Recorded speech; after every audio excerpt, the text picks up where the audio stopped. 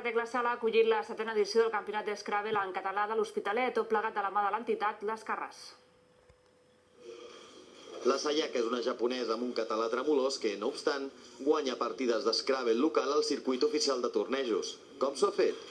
Jo anava al Centre de Normalització Lingüística de l'Hospitalet i el meu professor em va aconsellar que jugui perquè aquest joc és molt bo per aprendre molt bé el català. L'Scrabble en català atreu i molt.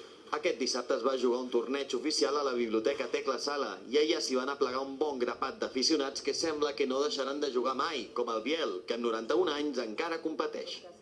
Encara que n'hi ha d'altres, penso que en el que ve darrere meu el supero de 20 anys gairebé. És el 7è any que Les Carràs, el club d'Scrabble de l'Hospitalet, organitza aquest torneig.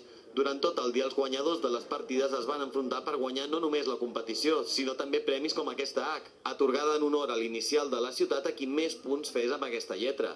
No va ser fàcil. Hi ha gent de molta qualitat. I és que aquest joc no és simple i calen moltes virtuts. S'ha de tenir coneixement de la llengua i després ha de tenir un cert coneixement estratègic.